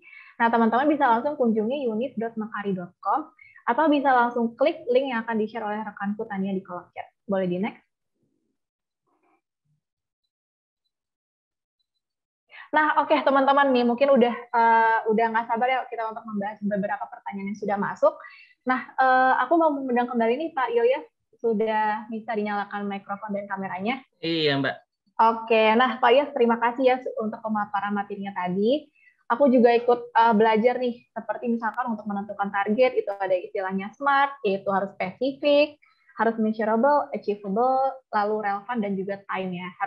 Harus mempertimbangkan poin-poin tersebut. Nah, yang bisa aku garis bawahi juga tadi, kalau misalkan KPI itu tidak hanya tentang angka ya Pak ya, Betul. tapi bagaimana prosesnya yang melibatkan kompetensi di dalamnya. Karena mental health penting, Mbak. Ya, betul. Oke. Nah, Pak Ilyas, kita langsung menjawab beberapa pertanyaan nih. Tadi aku lihat pertanyaan yang banyak di-upload oleh teman-teman. Itu dari Ibu Elias. Jadi pertanyaan seperti ini. Bapak atau dari Ibu Elias, cara untuk menentukan bobot dan target itu seperti apa? Dan aktivitas itu diambil dari mana? Apakah dari job desk atau seperti apa? Terima kasih. Nah, mungkin bisa dibantu jawab nih Pak Ilyas. Oke, iya. Terima kasih Mbak Anissa dan Bu atau Pak Ilyas. Jadi kembali ke slide yang awal bahwa KPI itu sesuatu, K-nya itu key, sesuatu yang kita anggap penting. Jadi yang menurut yang kita anggap penting, aktivitasnya apa aja? Tadi seperti tadi hari Minggu yang kita anggap penting apa aja? Tadi ada 3 aktivitas. Nah, kemudian bobotnya itu kembali yang tadi saya bilang itu nggak bisa nyontek dengan perusahaan yang lain. Jadi apa yang kita anggap penting di hari Minggu itu. Nah, di hari Minggu yang kita anggap penting pada saat itu yang paling penting adalah makan sehat. Karena waktu itu ya saya nggak bisa makan sehat di hari Senin sampai Sabtu. Nah, kemudian disitulah bobot tertinggi yang kita tentukan. Nah, kemudian targetnya, silakan. Kalau misalkan targetnya misalnya yang kita anggap paling males tadi makan buah gitu ya, anggap aja itu makan buah paling males. Semalas-malasnya kita makan buah bisa berapa sih? Bisa 2 biji gitu ya. Ya udah, berarti kita tulis 2 biji. Udah, begitu aja dulu. Nah, jangan terlalu tinggi, jangan terlalu rendah, tetapi kita mencoba mengukur kemampuan kita, tools kita, mungkin juga perusahaan kita juga belum tentu bisa online, mungkin perusahaan kita masih manual, berarti targetnya juga kita sesuaikan juga. Kurang lebih seperti itu. Moga-moga menjawab. Oke. Oke, ini Pak, kebetulan Bapak atau Ibu Eliasa juga komentar lagi di kolom chat. Berarti ditentukan dari job desk dan penilaiannya ditentukan sesuai dengan target dan perusahaannya. Betul sekali Bu Anissa dan Bu Pak Elias. Jadi memang awalnya KPI itu tentu harus ada job desk-nya ya, tentu harus ada job desk-nya. Jadi memang betul sekali itu ditentukan sesuai dengan target dan tujuan perusahaannya. Itu betul sekali. Dan jadi begini, mungkin kata kuncinya di sini adalah kolaborasi. Jadi di sini siapa yang menentukan ini semua? Jadi jangan lupa tadi ada slide itu dari organisasi. Jadi dari organisasi. Jadi kalau misalkan kita keluarga, itu kolaborasi antara ayah, ibu, dan anak. Atau setidaknya ayah dan ibu. Jadi yang menentukan ini adalah kolaborasi dengan pimpinan perusahaan sampai level menengah, sampai KPI-nya ditentukan diskusi antara atasan dengan pegawai. Jadi kata kuncinya di sini kolaborasi. Oke, Terima kasih. Oke, semoga menjawab ya Bapak atau Ibu Elias. Oke, terima kasih juga Pak Ilyas untuk Terima jawabannya. kasih, ya sama-sama. Kita langsung ke pertanyaan selanjutnya nih Pak, yang tadi juga banyak di-upload oleh teman-teman. Jadi pertanyaan seperti ini, dari Pak Agus, bagaimana agar KPI itu fair? Apakah sesama job level, misalnya sesama junior atau sesama asisten manajer dan sebagainya, diberikan KPI yang sama? Bagaimana bila antar sesama job level tersebut ada perbedaan role yang lebih dari KPI standarnya? Jadi misalnya karyawan ini masih junior, tapi sudah dipercaya untuk memanage project atau handle komunikasi dengan klien. Nah, ini mungkin bisa dibantu jawab, Pak Ilyas. Iya, jadi bisa aja kalau misalkan kayak misalnya saya di level saya misalnya di senior, kemudian ada junior saya yang mungkin memiliki kemampuan komunikasi yang lebih bagus. Bisa aja walaupun misalnya saya atau misalkan saya lebih senior atau saya misalnya setara atau misalkan saya lebih apa begitu ya, tetapi kita kadang-kadang pimpinan tuh atau atasan melihat ada skill lain di orang itu yang memang lebih dibanding kita. Urusannya misalnya hubungan sama orang pajak. Nah, komunikasi dengan orang pajak, komunikasi dengan orang getnaker mungkin saya tidak terlalu bagus cara penyampaiannya, tetapi mungkin ada orang lain yang lebih junior atau apapun begitu statusnya yang lebih bagus dan dimasukkan ke dalam KPI dia. Itu sah-sah aja. Nah, yang paling penting adalah nanti pembobotannya. Nah, nanti pada saat pembobotannya dan targetnya itu, yang paling penting itu nanti ujung skornya. Karena ujung skornya itu kan akan berpengaruh kepada bonus dan naik promosi gitu ya. Nah, tetapi pada saat KPI-nya itu apa, itu nanti ujung-ujungnya perusahaan dalam hal ini pimpinan, itu pasti melihat bahwa walaupun saya grade-nya sama, atau walaupun saya lebih tua, ataupun saya lebih apa begitu ya, tetapi saya nggak punya kemampuan komunikasi, akhirnya KPI saya untuk berhadapan dengan pemerintahan tidak dimasukin. Jadi berhadapan dengan pemerintahan dimasukin ke rekan saya yang lebih bagus komunikasinya, itu sah aja, itu bisa terjadi. Tapi yang kurang lebih yang kita kontrol bobot dan target-target kita itu harus komunikasi ke pimpinan terus biar itu lebih realistis. Kurang lebih begitu, Mbak. Dan, Oke, berarti ya, memang harus memperhatikan dari pembobotannya ya. Betul, betul. Okay. Yang penting itu. Karena KPI bisa beda-beda walaupun kita satu level. Oke, terima kasih. Semoga menjawab ya Pak Agus pertanyaannya. Nah, kita langsung lanjut ke pertanyaan selanjutnya nih Pak Ilyas dari Ibu Ajeng Prabawati Sukma. Nah, Ibu Ajeng bertanya seperti ini. Untuk menyusun KPI, sebaiknya siapa yang menyusun? HR, atasan, atau individu sendiri? Untuk menyusun KPI sendiri, apakah perusahaan harus terlebih dahulu menyusun KPI, baru kemudian diturunkan menjadi KPI departemen atau KPI individu? Atau tanpa KPI perusahaan, KPI individu tetap bisa disusun? Nah, mungkin boleh dibantu jawab, Pak Ilyas? Iya, terima kasih. Jadi kalau misalkan KPI kembali itu yang menyusun pertama kali arahnya adalah organisasi level. Jadi organisasi level itu lebih kepada arah-arah BOD atau Board of Direction-nya gitu ya. Jadi direksinya. Jadi misalnya perusahaan properti di dalam benak pimpinan itu harus berapa tanah yang dibebasin, harus berapa akad penjualan rumah yang harus dilakukan tiap bulannya. Nah itu mereka berhitung-hitung karena mereka yang tahu budgetnya dan angkanya. Jadi yang pertama itu tetap ada di dalam pimpinan puncak. Nah, nanti dari pimpinan puncak dikasih ke level GM dan direktur yang lainnya. Nah, di situ direktur lainnya itu menyusun lagi, menurunkan lagi ke KPI ke bawahnya. Nah, jadi nanti KPI ini akan terus turun sampai bawah. Tetapi ya memang arahnya itu kembali dari pimpinan puncak. Arahnya mau kemana dulu, target perusahaan mau ngapain dulu. Kurang lebih seperti itu.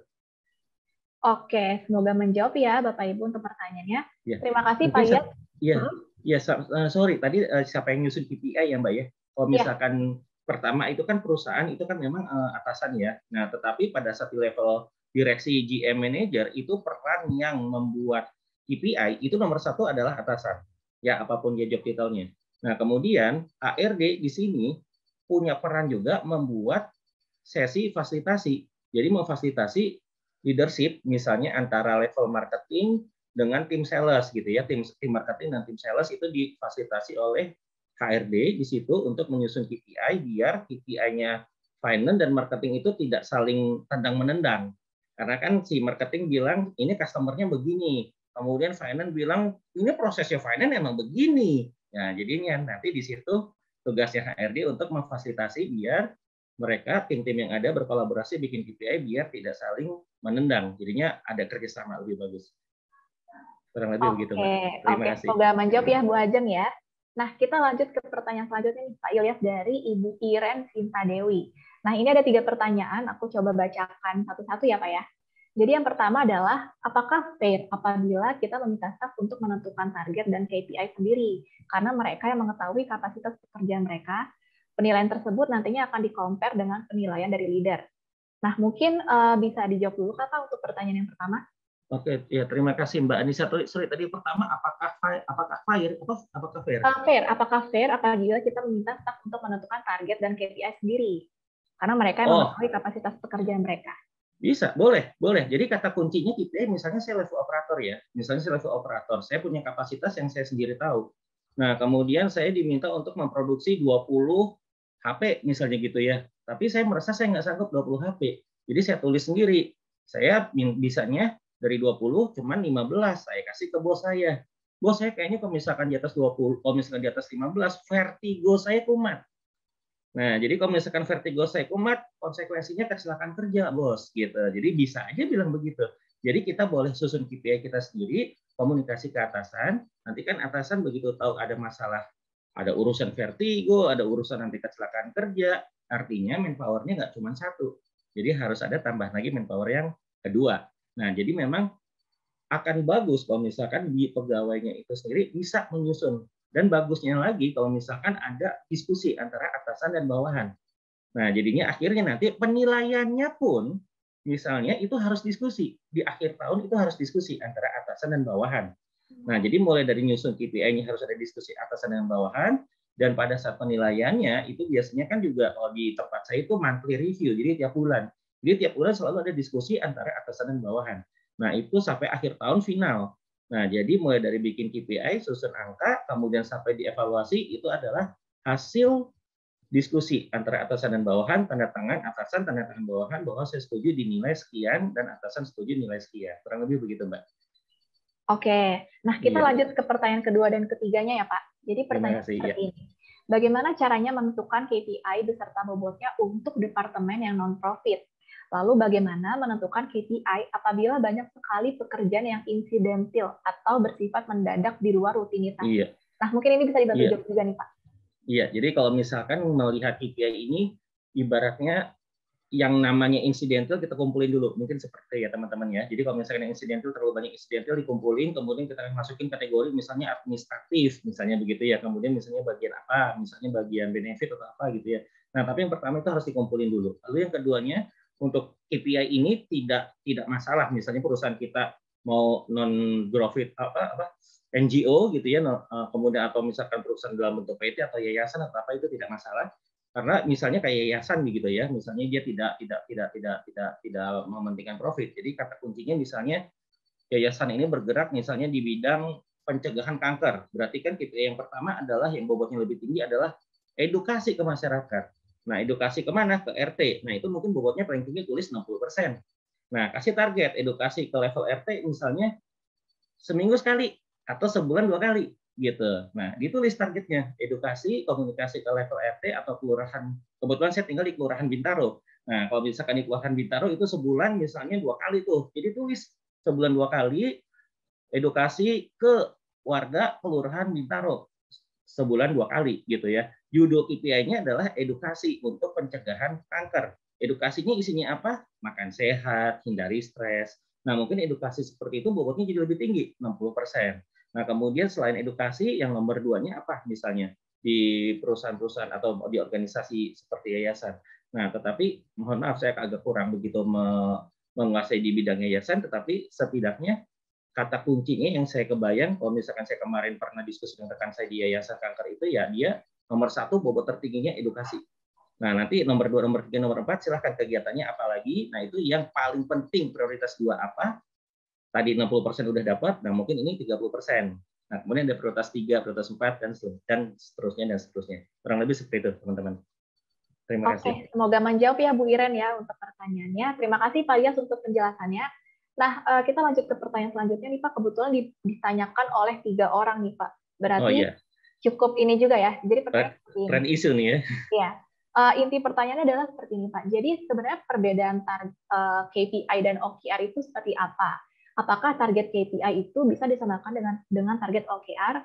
Lalu intinya mereka mempertanyakan konsep perbedaan antara KPI dengan OKR nih Pak. Jadi mungkin bisa dibantu jawab nih Pak. Ya, jadi pada prinsipnya itu kayak misalkan KPI dan OKR. Kalau misalkan secara bentuk manusia ya, bentuk konsepnya sih kurang lebih beda-beda tipis, kurang lebih seperti itu, beda-beda tipis. Tapi kalau misalkan key dan KPI dan OO-nya itu kan adalah objektif. Jadi tujuan, objektif key result. Kalau key itu adalah key performanya. Nah, jadi sebenarnya pada saat kita bicara ngobrolin tentang OKR atau KPI itu sebenarnya beda-beda tipis, tetapi yang paling penting di sini adalah setiap orang bisa menggunakan konsep. Tapi yang paling penting adalah definisinya.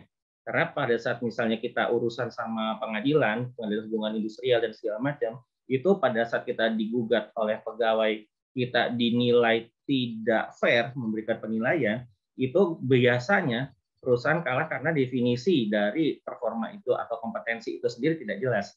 Jadi misalnya kompetensi komunikasi gitu ya.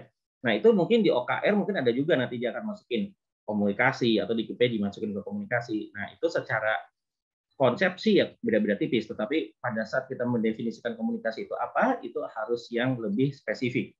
Kurang lebih seperti itu. Tetapi kalau misalkan K dan O itu pada dasarnya sih saya melihatnya ya teman-teman ya key kunci, O-nya objektif ya kurang lebih ya beda-beda tipis aja sih itu sebenarnya teman-teman. Kurang lebih begitu Mbak Anissa. Yang paling penting kita mendefinisikannya itu yang harus lebih spesifik. Terima kasih Mbak. Ya. Nah, Pak Ilyas kebetulan juga ada nih Pak yang respon di kolom chat dari Bu Asri. Jadi mungkin bisa dijelaskan lagi Pak. Jadi sebenarnya beda-beda tipisnya itu seperti apakah? Mungkin bisa dijelaskan lebih spesifik lagi nih Pak. Gitu. Oh iya, jadi beda-beda tipisnya tuh kalau misalkan kayak objektif key result, ya objektif key result. Jadi kalau misalkan seperti objektif key result itu kalau misalkan kita mau misalnya produksi HP lagi misalnya atau misalkan kita kayak tadi misalnya kita bangun hari Minggu gitu ya, hari Minggu kita mau ngapain aja. Nah, itu kan objektif adalah tujuan. Ya, tujuan. Tapi kalau misalkan objektif itu biasanya kalau secara konsep itu biasanya kalau objektif namanya tujuan itu ya semua tujuan dituliskan di situ. Tapi kalau KPI itu key, kuncinya aja. Jadi misalnya di hari Minggu itu saya kurang makan, hari Minggu itu saya biasanya pengennya maunya memperbaiki nutrisi. Jadi nggak semua tujuan saya di hari Minggu saya masukin ke dalam satu Excel tadi. Begitu. Nah, kalau misalkan si hari Minggu itu saya masukin semua tujuan saya di hari Minggu, itu jadi tidak key. Nah, jadi artinya kalau misalkan si hari Minggu itu saya tulis hanya 3, biasanya KPI itu nggak terlalu banyak juga sih teman-teman. Itu biasanya 5 atau 10 gitu ya, nggak terlalu banyak. Tapi kalau misalkan objektif itu sesuai dengan tujuan kan. Tujuannya itu biasanya yang ditulis jadi banyak. Nah, tetapi biasanya karena namanya itu key, ya jadi yang ditulisnya lebih singkat karena kembali kepada yang kita anggap penting untuk kita lakukan di hari Minggu. Nah, kalau misalkan objektif, ya hari Minggu kita mau ngapain aja, kita tulis semuanya. Nah, tapi kalau misalkan kuncinya di hari Minggu saya mau perbaikan gizi, jadinya ya saya tulis yang penting aja untuk yang perbaikan gizi. Kurang lebih seperti itu, teman-teman. Oke, nah ini juga dibantu jawab juga nih oleh teman-teman di kolom chat. Jadi transaksional itu bukan? Ya, oke. Nah, ya. Semoga bisa menjawab ya teman-teman. Iya, jadi sebenarnya itu adalah masalah eksekusi. Jadi OKR atau KPI apapun gitu apapun makhluknya yang mau kita pakai itu semuanya bisa transaksional, bisa juga non transaksional. Kalau misalkan saya misalnya jadi atasan, kemudian saya langsung bilang ini ya nilai teman-teman tahun ini ya, udah gitu nanti udah nggak ada diskusi gitu. Nah, mau pakai KPI, mau pakai OKR, mau pakai apapun istilahnya, itu kembali kepada leadership-nya. Jadi leadership-nya ini mature atau tidak. Karena kebanyakan kan leadership itu, nih nilai kamu udah gitu, nggak ada diskusi, udah gitu nggak ada feedback, mau kayak gimana, itu saya kurangnya di mana sebagai pegawai, saya lebihnya di mana, kenapa saya dikasih nilai begini, udah gitu nanti atasan cuma bilang, ya udah pokoknya segitulah nilai kamu, gitu. Itu adalah masalah eksekusi. Jadi ibarat kalau kita ngomong transaksional dan non transaksional itu kita ngomong ke masalah leadership. Ya, kita ngomong leadership bukan masalah ke terminologinya. Karena kita mau pakai terminologi manapun, yang menjalankan adalah manusia. Manusianya seberapa mature dia, seberapa dewasa dia, seberapa kompeten dia, apakah dia jadi leader itu memang dikarbit atau tidak. Nah, itu jadi ujung-ujungnya karena manusia yang menjalankan, apapun konsep, sebagus konsep apapun yang kita pakai, kayak balance scorecard lah, misalnya kita mau pakai konsep Lean Sigma, ujung-ujungnya yang menjalankan manusia, digital. Ujung-ujungnya yang mengklik manusia. Talenta kita pakai itu bagus banget talenta, tapi di tim saya, klik talenta itu kepleset dia, karena dia nggak teliti, ujung-ujungnya yang menjalankan manusia. Gitu. Nah, tapi kita komplainnya ke tim talenta, ini talenta gimana sih kok error, padahal yang ngejalanin tim saya nggak kompeten. Gitu. Nah, jadi ujung-ujungnya manusia. Jadi ibaratnya kalau kita ngomongin transaksional non transaksional, bukan salah di konsep, bukan salah di ilmunya, tetapi salah di eksekusinya, di leadership maturity-nya. Kurang lebih seperti itu teman-teman dan Mbak Anissa. Oke, terima kasih banyak nih Pak Ilyas untuk insight-nya. Nah, terima kasih juga teman-teman yang sudah bantu menjawab. Semoga di sini yang tadinya mempertanyakan perbedaan antara OKR dengan KPI bisa terjawab ya teman-teman. Nah, Pak Ilyas, kita bisa lanjut ke pertanyaan selanjutnya ya Pak. Ini ada dari Ibu Katarina Dwika. Jadi Ibu Katarina itu bertanya, best practice-nya jumlah employee yang overachieve itu berapa persen ya dari total employee-nya? Karena kalau sebagian besar employee overachieve, menurut saya ada yang salah nih dengan settingan targetnya di awal. Berarti Betul. target terlalu mudah untuk dicapai atau tidak cukup challenging. Nah, mungkin bisa diberikan tanggapannya nih Pak? Iya, bisa jadi seperti itu. Karena kalau misalkan saya lihat juga kebanyakan yang pembentukan KPI dan target itu kan hasil diskusi. Biasanya atasan ini, yang namanya atasan kan kembali dia yang memberikan target. Mungkin maturity dan readiness sebagai atasan belum ada, dan dia akhirnya merasa iba kepada bawahannya, dikasihlah target yang kurang challenging atau terlalu mudah, atau misalkan yang biasa-biasa aja gitu. Padahal untuk pegawai juga akhirnya merasa kurang. Lama-lama nih, awal-awalnya sih seneng. Nah, lama-lama udah nggak merasa challenging. Karena nggak merasa challenging, akhirnya resign gitu. Nah, takut-takutnya kayak gitu. Jadi sebenarnya pada prinsipnya, itu atasan harus punya adjustment dulu. Jadi misalnya produksi 20 untuk orang yang vertigo, itu benar nggak sih? Gitu. Jadi kalau misalkan saya memproduksi HP untuk orang yang vertigo, produksinya 20 per minggu, produksi HP. Gitu. Itu benar nggak sih? Begitu nih, itu kira-kira bisa nggak sih? Nah, jadi atasan itu di awal kita harus punya adjustment di awal, kita harus punya analisa di awal, sehingga pada saat nanti anak buah bilang, anak buah itu kan bukan manusia juga, atasan juga manusia. Nah, itu kan mereka kadang-kadang merasa minder, nggak pede gitu, karena dia ngerasa punya vertigo, akhirnya nawar. Keberhasilan anak buah nawar itu ditunjang dengan dia misalnya kayak, aduh sakit nih Pak, aduh lihat nih saya udah pucet. Nah, akhirnya ujung-ujungnya saya jadi nggak iba, ya udah deh diturunin. Nah, udah gitu akhirnya dia overachieve. Nah, jadi kembalilah pada saat kita membuat suatu targetnya, harapannya adalah kita sebagai atasan udah punya adjustment nih, udah punya analisa, dia bakal secara vertigo dia bakal masih achieve atau tidak begitu. Jadi kurang lebih seperti itu. Nah, kemudian juga KPI juga itu kalau kita bicara balance scorecard ya, itu juga ada di setiap titik. Nah, jadi jangan sampai kalau kita bicara balance scorecard kan ada 4 perspektif ya, ada learning growth, ada operasional, ada customer service gitu ya. Nah, udah gitu kan ujung-ujungnya kan ke financial performance gitu ya. Nah, itu jangan sampai terlalu over achieve, kebanyakan gampang dicapai tapi laba yang diharapkan manajemen di paling atas itu nggak kecapai. Berarti memang benar perlu dievaluasi lagi, dan kita sebagai atasan punya adjustment dulu sebelum kita tanda tangan target kita di bulan ini apa gitu. Kurang lebih seperti itu teman-teman dan Mbak Anissa. Oke, terima kasih. Semoga menjawab ya untuk pertanyaan tadi, teman-teman. Nah, untuk pertanyaan selanjutnya nih, Pak, ini juga banyak di-upload oleh beberapa teman. Jadi, ini balik lagi ke materi yang tentang KPI minimize nih, Pak. Jadi, pertanyaan seperti ini. Jika targetnya 0, itu kan berarti dibagi bilangan berapapun hasilnya akan 0. Itu bagaimana ya, Pak Ilyas? Jadi, misal target 0 komplain, realisasi ada 10, berarti 0 dibagi 10 dikali 100 hasilnya 0. Nah, mungkin ini terkait perhitungannya nih, Pak. Itu bisa Iya, dijelaskan. atau 100 bagi 0 kali 100. Iya, Oke, jadi boleh dibantu jawab nih, Pak. iya, jadi kata kuncinya kalau misalkan komplain 0 itu jadi 10 komplainnya, ya jadinya ya nggak 0 juga dong angkanya ya. Jadi harusnya ada formulanya. Jadi apa namanya tadi ada KPI minimize dan maximize, itu yang tadi itu ada rumusnya juga di situ. Kayak misalkan tadi ibaratnya kita bangunnya jam 6 pagi. Nah, ternyata kita jam 7 pagi kesiangan gitu jadinya. Nah, itu nanti kalau nggak salah di-sharing ya ke teman-teman ya Mbak Anissa ya slide-nya ya. Iya, nanti Iya. materinya akan kita share Oke, lagi. ya udah. Jadi nanti teman-teman di situ ada rumus dari KPI maximize dan minimize. Nah, jadi ibaratnya di situ nanti ada formulanya. Jadi ibaratnya ya memang yang tadi teman bilang itu memang betul. Komplain itu nggak boleh tinggi 10, jadi harus 0 gitu ya. Nah, nanti bisa dibaca di slide itu. Yang minimize dan maximize. Terima kasih, teman-teman. Oke, terima kasih Pak Ilyas untuk jawabannya. Nah, kita lanjut ke pertanyaan berikutnya nih Pak, dari Pak Aldo. Jadi pertanyaan seperti ini, ada 2 pertanyaan. Yang pertama adalah, berarti KPI ini modelnya persentase kah, atau berarti ada nilai maksimal 100%? Atau nilai base, jadi lebih besar nilainya lebih bagus, bisa lebih dari 100. Kalau lihat dari contoh aktivitas hari Minggu ini sepertinya. Nah, lalu pertanyaan yang keduanya adalah, mungkin boleh diberi contoh untuk membuat KPI dari yang job description-nya adalah layanan atau service activity, atau di luar dari customer atau client feedback. Nah, mungkin boleh dibantu jawab nih, Pak Ilyas.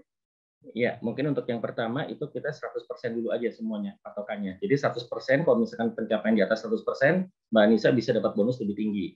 Kalau misalkan 3 tahun berturut-turut Mbak Anissa dapat 3 tahun berturut-turut dapat di atas 100%, Mbak Anissa berhak promosi. Jadi kita kata kuncinya kunci aja dulu di 100%. Lalu untuk tadi yang layanan ya, layanan itu mungkin yang pertama KPI-nya yang tadi itu, seberapa cepat dia menjawab telepon misalnya, atau seberapa cepat dia menjawab email. Kemudian pada saat dia menjawab email, apakah jawaban itu langsung kena kepada pertanyaan atau si penanya itu bertanya lagi, maksud saya bukan itu Pak, tapi maksud saya ini. Nah, itu jadi KPI juga. Jadi tingkat akurasi jawaban itu jadi KPI kita juga untuk layanan.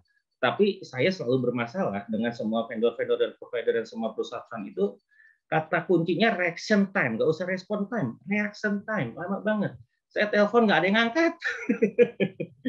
Boro-boro direspon, reaction time-nya nggak ada. Itu yang sering terjadi layanan yang sering saya terima gitu.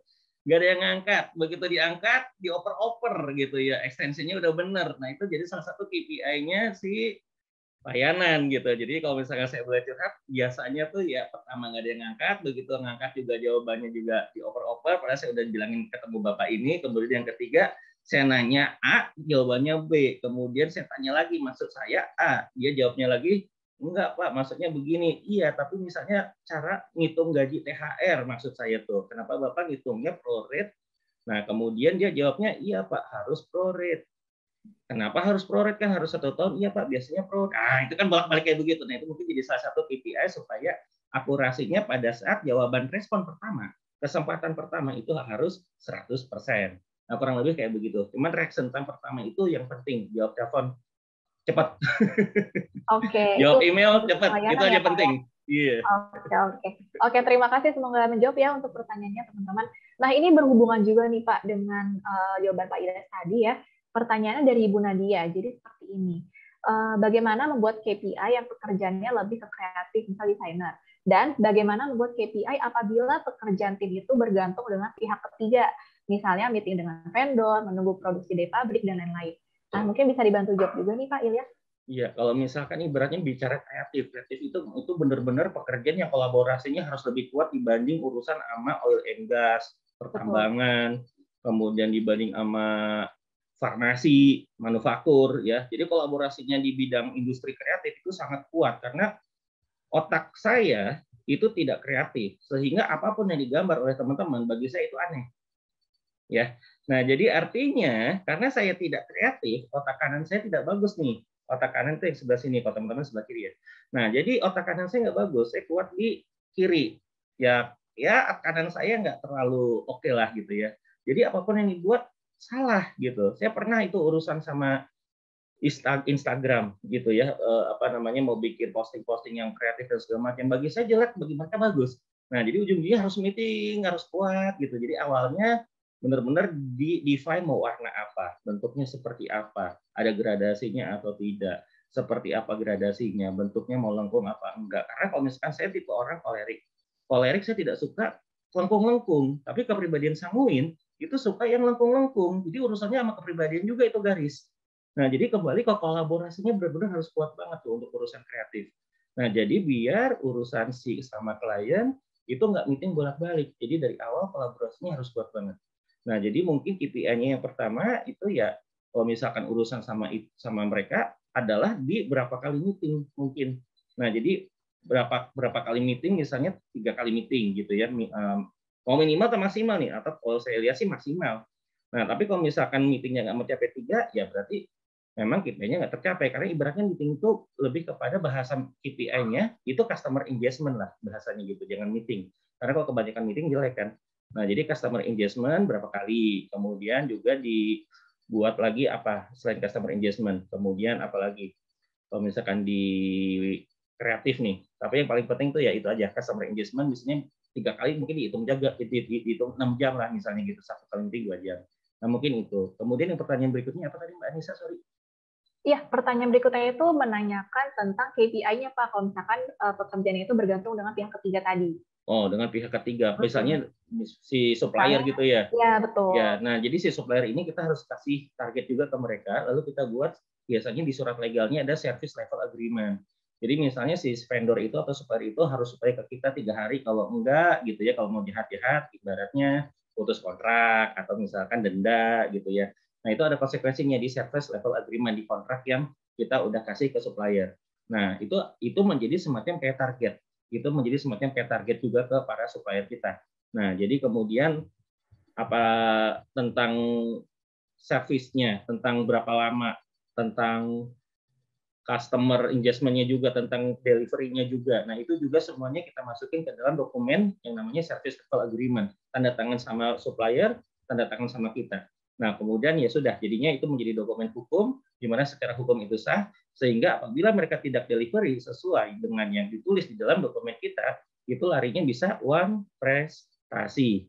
Nah, jadi kalau misalkan uang prestasi, kalau ibarat ada gugatan hukum dan segala macam, kita aman, gitu. Kurang lebih seperti itu. Misalnya gugatan hukumnya kita kena denda nih. Nah, kita kasih denda, mereka tidak terima denda. Nah, di dokumen itu kan ada tulisan, kalau misalnya tidak deliver dalam 3 hari kena denda, ya udah. Kalau misalkan dia udah tanda tangan, itu aman. Karena mereka yang melakukan prestasi, bukan kita. Jadi ibaratnya kita tulis dalam satu dokumen, tulis targetnya 3 hari, mau 5 hari, berapa kali meeting, tulis di situ. Jadi kita aman dari segala macam gugatan. Kurang lebih seperti itu. Oke, terima kasih Pak Yulia. Semoga menjawab ya Bu Nadia untuk pertanyaannya. Nah, kita coba lanjut nih Pak ke pertanyaan selanjutnya dari Bu Nimas Pini Rofian. Nah, jadi pertanyaan seperti ini. Tadi kan kita sudah membahas KPI maximize. Jadi kalau misal target penjualan itu makin tinggi kan itu makin baik. Tapi di sisi lain, salah satu kriteria penetapan target itu adalah achievable. Bagaimana kita tahu bahwa target yang ditetapkan itu bisa dicapai atau tidak? Nah, ini mungkin bisa dibantu jawab nih Pak Yulia. Iya, jadi ini mungkin kalau boleh tahu industrinya apa ya ini Mbak? Nggak ada informasi ya? Iya, nggak ada. Ya udah, nggak apa-apa. Jadi kembali mungkin saya jadi mengulang kembali bahwa kita sebagai atasan itu harus punya judgement di awal. Kita sebagai atasan harus punya analisa di awal. Kalau misalkan 20 produksi HP per minggu dilakukan sama operator yang vertigo, itu kira-kira tercapai atau tidak. Nah, jadi seperti itu. Jadi kalau misalkan vertigonya ini kumat nggak kalau misalkan kita kasih targetnya 20 produksi HP per minggu. Nah, jadi kita sebagai atasan kita udah harus ibaratnya dalam tanda kutip kita jadi sedikit lebih tinggi lah helikopter view kita gitu. Analisa kita harus sedikit lebih tinggi dibanding dengan teman-teman yang masih di level operator, misalnya begitu. Nah, jadi kalau misalkan kita anggap itu yakin, itu tercapai, dan anak buah kita tidak merasa itu bisa dicapai, maka fungsi berikutnya yang namanya coaching, yang namanya motivating, yang namanya training, itu kita jalanin. Karena kita udah melihat dan diskusi sama dokter misalnya bagus-bagus, kita udah ada diskusi sama dokter, nih vertigo bisa nggak bikin HP 20 misalnya begitu, dan dokter perusahaan misalnya bilang bisa, ya berarti anak buah kita yang memang harus kita motivasi, kita coaching, kita training. Nah, jadi kurang lebih seperti itu prosesnya. Dari atas dulu, nah kita punya judge, punya analisa, kemudian anak buah kita merasa tidak bisa, tetapi kita bilang itu bisa setelah diskusi sama dokter dan lain itu dilakukan oleh vertigo untuk 20 HP, maka kita lakukan coaching, motivating, training, dan lain-lain. Kurang lebih seperti itu, Mbak dan teman-teman. Oke, terima kasih Pak Yas untuk jawabannya. Semoga menjawab ya pertanyaan teman-teman. Nah, kita coba menjawab beberapa pertanyaan terakhir nih ya Pak, karena waktunya sudah mau habis juga. Jadi ini ada pertanyaan dari Pak Hardian Tanoko. Jadi pertanyaan adalah, siapakah yang akan memberikan skor kompetensi, Pak? Apakah atasan secara subjektif? Nah, ini mungkin bisa dibantu jawab, Pak Ilyas. Iya, jadi ibaratnya diskusi kembali penting banget. Jadi misalnya saya sebagai bawahan itu saya tiap kali selalu di skor rendah misalnya. Tapi saya selalu bilang, Pak, kenapa saya di skor begini? Begitu. Jadi penting banget kita sebagai bawahan punya komunikasi dengan atasan. Dan atasan, kita sebagai atasan, kita harus membudayakan budaya kolaborasi, budaya komunikasi. Jadi ibaratnya pada saat pegawai kita nilai rendah, nah kita tuh langsung kita mikirnya tuh gini, kalau dia gugat saya di pengadilan gara-gara masalah penilaian tidak adil, saya siap atau tidak? Itu aja dulu poinnya. Nah, jadi pada saat kita sebagai atasan berpikir kayak begitu, maka mau tidak mau kita harus ada komunikasi dengan pegawai kita. Nah, kita sebagai pegawai, kita juga langsung bilang, Pak, saya tuh udah melakukan ini, siapin data-datanya. Jadi ibaratnya nilai kita tidak terlalu dibuat rendah. Karena wajar atasan itu kan manusia juga, dia juga ada tekanan target dan segala macam, apalagi di atasan, akibatnya dia mungkin stres dan segala macam, jadi bias dan segala macam, kita nggak tahu juga. Jadi kita sebagai pegawai diskusi ke atasan, membawa data-data, membawa bukti-bukti bahwa saya sudah melakukan A, B, C, D, E. Kalau komunikasi saya dibilang jelek, misalnya saya terlalu memaksa ke Mbak Anissa, buktikan bahwa memang saya terlalu memaksa ke Mbak Anissa, lihat di level kompetensi. Kayaknya level kompetensinya di level 1, 2, 3, 4, 5, saya udah melakukan level 4 ya Mbak, level 4 deh Pak. Nah, ini kayaknya saya udah sesuai dengan level 4, menurut Bapak gimana? Gitu. Nah, itu kembali ada feedback, ada coaching dan feedback, ada diskusi begitu. Tapi menurut saya 4. Kemudian si Bapak itu bilang enggak. Mbak Nisa misalnya sebagai teman kerja merasa kamu tuh ngomong ke orang lain terlalu memaksa sehingga budayanya tidak nyaman, orang-orang tidak nyaman sama kamu. Jadi kamu saya kasih nilai rendah di skor komunikasi. Kemudian kalau misalkan kayak begitu ya udah, kalau misalkan memang bukti-bukti kita tidak kuat, kemudian atasan punya bukti dari teman-teman sekitar, ya sudah berarti artinya kita yang memang harus memperbaiki diri. Tetapi kata kunci di sini untuk diskusi yang menentukan nilai itu bukan dari pegawai, bukan dari atasan, tapi kata kuncinya adalah kesepakatan antara pegawai dan juga antara atasan. Nah, yang paling penting adalah kita sebagai pegawai, kita ngerti itu kelemahan kita, lalu kita mawas diri, tapi kita juga sebagai atasan juga jangan terlalu kayak superior banget menilai. Intinya kesepakatan kedua belah pihak. Terima kasih teman-teman. Oke, terima kasih Pak Ilyas untuk penjelasannya. Nah, kita coba jawab pertanyaan terakhir nih ya Pak. Kebetulan juga di-upload oleh beberapa teman-teman di sini. Jadi pertanyaannya seperti ini. Pembobotan KPI dan kompetensi ini apakah tergantung perusahaan juga? Apakah memang harus lebih berat ke KPI-nya? Kalau misalkan KPI 40% dan kompetensi 60% itu bagaimana, Pak? Nah, boleh ditolong jawab, ya, Pak? Boleh. Jadi ibaratnya tadi kan ada, itu terkait tadi KPI sama kompetensi ya, Mbak ya? Betul. Oke, jadi kan tadi contohnya 60 dan 40%. Jadi 60% itu adalah hasil, 40% adalah proses. Kalau misalkan hasilnya kita naikin bobotnya jadi 80%, boleh. Prosesnya 20%, boleh. Tapi kurang lebih analisa kita gimana kira-kira? Jadi kita akan pokoknya hasil aja, prosesnya bodo amat gitu. Akibatnya organisasi kita akan banyak turnover orang resign atau tidak? Karena kita selalu mementingkan hasil. Kemudian akhirnya sekarang di media sosial ramai mental health awareness. Wah, jadi itulah salah satu contoh kenapa KPI-nya jangan di atas 60 kalau saran saya. Jangan sampai 80%. Jangan. Karena kalau misalkan organisasi minta targetnya 80% bobot, itu pokoknya semua harus dapat, apapun prosesnya. Jangan lupa, secara sistem itu kita punya yang namanya internal audit.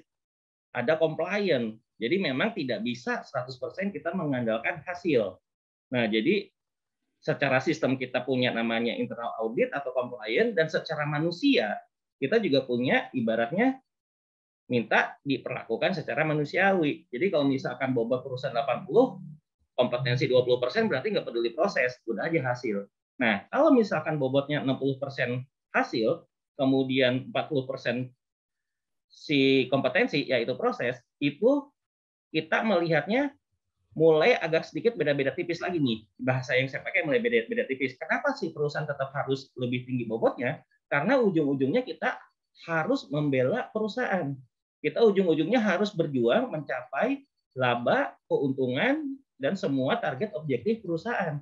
Kalau perusahaan minta customer nol komplain, kita harus berjuang gimana caranya kita buat sistem, buat proses, buat training supaya customer komplain 0%.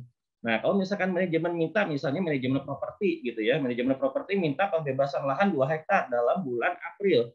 Ya kita harus berjuang untuk mencapai 2 hektar. Jadi artinya memang bobot perusahaan itu setidaknya akan lebih tinggi dibanding bobot si prosesnya.